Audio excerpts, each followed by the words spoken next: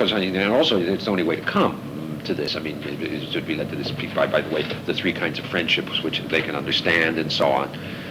But then he talks about why men prefer doing benefits than receiving them. This is just this is not the peak passage. This is 9:6, but or 9:7, but the 9:7:3. 972, but this is not the place I want to concentrate on. But it might be held that the real reason lies deeper.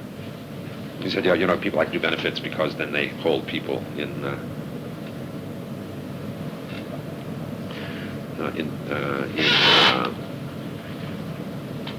what should I say, in debt.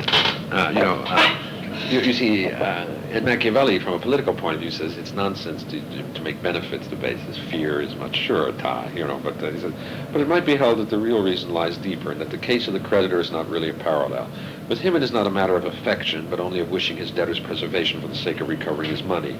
Whereas a benefactor feels friendship and affection for the recipient of his bounty, even though he is not getting anything out of him and is never likely to do so. I believe this to be true. I really do think we love our children more than we love our parents. That we love our students more than our students love us if we're decent teachers, which is a sad situation, by the way, if you think about the situation, for ourselves.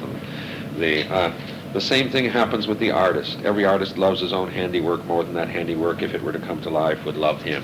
Isn't that marvelous?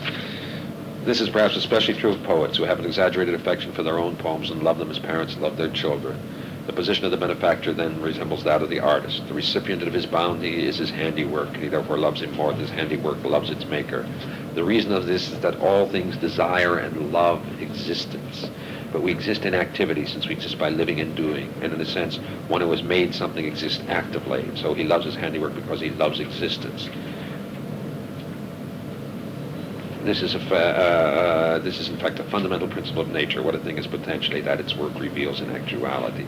So from the point of view of selfishness, but a selfishness based upon a more elaborated notion of the soul, he's able to derive the basis of benefaction. I mean, it's so beautiful. I mean, and it's so true. There's no moralism or, talk about, empty altruism or something in that. But the love of one's own existence causes one to and then...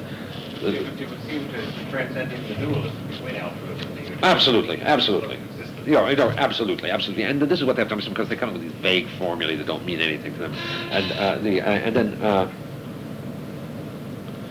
he goes through this question of whether one should have friends.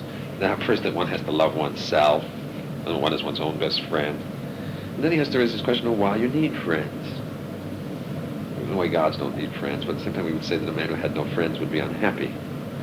Again, if we examine the matter more fundamentally, it appears that a virtue, this is 9:9, or 9:7. Again, if we examine the matter more fundamentally, if it appears that a virtuous friend is essentially desirable for a virtuous man. For as has been said above, that which is essentially good is good and pleasing in itself to the virtuous man. And life is defined in the case of animals by the capacity for sensation, in the case of man by the capacity for sensation and thought. But a capacity is referred to its activity, and in this its full reality consists. It appears therefore that life in the full sense is sensation or thought.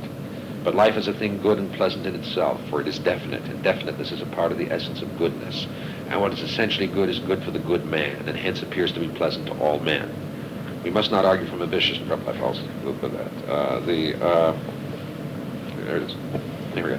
And if one who sees is conscious that he sees, one who hears that he hears, one who walks that he walks, and similarly for all the other human activities, there is a faculty that is conscious of their exercise, so that whenever we perceive, we are conscious that we perceive, and then whenever we think, we are conscious that we think, and to be conscious that we are perceiving or thinking is to be conscious that we exist. For existence, as we saw, is sense, perception, or thought. And if to be conscious one is alive is a pleasant thing in itself, or life is a thing essentially good, and to be conscious that one possesses a good thing is pleasant.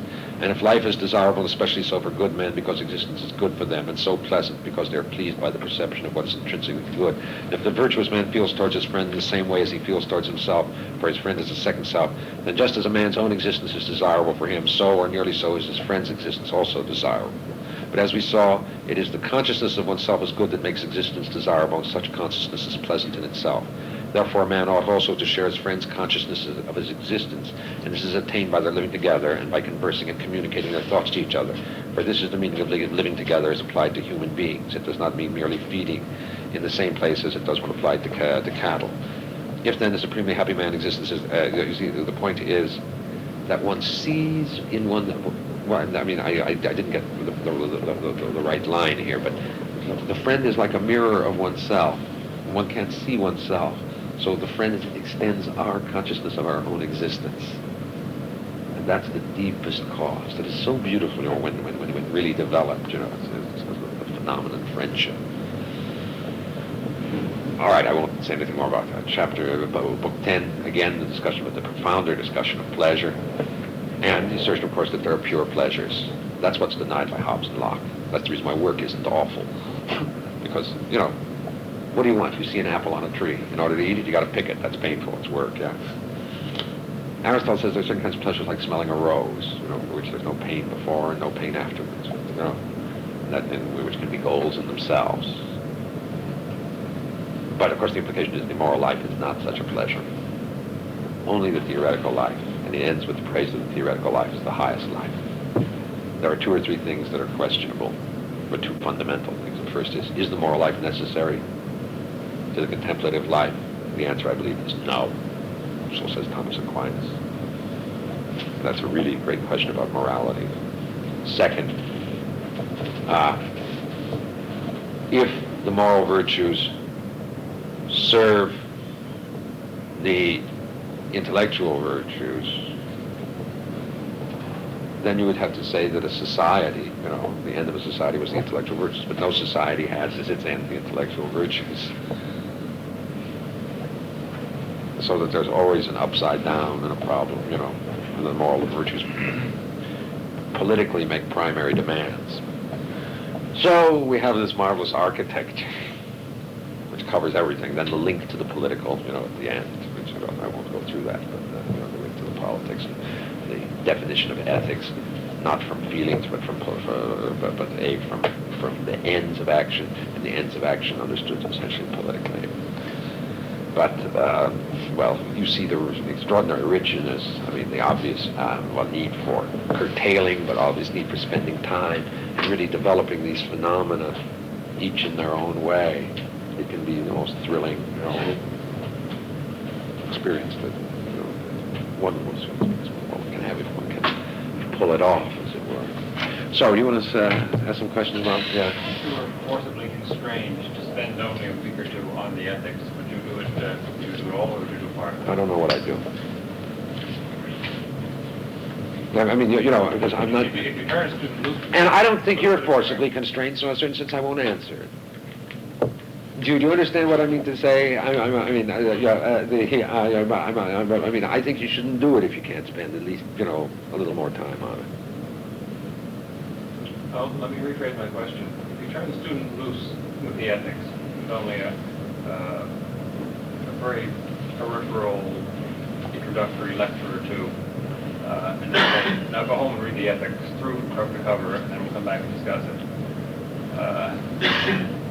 Do you think the average student could read this on his own and get anything out of it with any sort of... I don't think so. I don't think so. Not really. I think there are certain things that require training. You know, training is what's lacking, you know, and that's what we have to give. I mean, as I said, you know, there are various problems in reading books. I mean, in a way, we've taken two kinds of books, or three kinds, really, you know, although we haven't discussed as much, but the apology and the ethics. They need real training. No.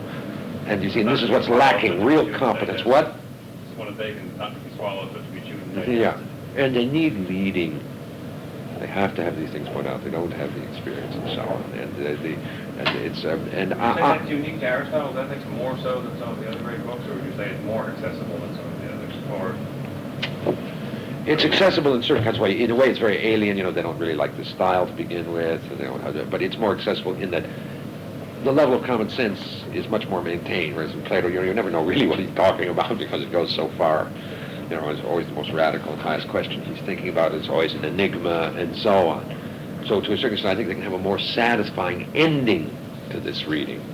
But the first experience is rather repulsive, and I really just think they get lost in it and they can't see. I mean, look at all the years, you know, that all of us probably have read Aristotle and know how closed it is still, and how many, you know, real problems there are. But I think that you see, I think the experience, you know, that I have talked about today could be gotten in a 6-week segment.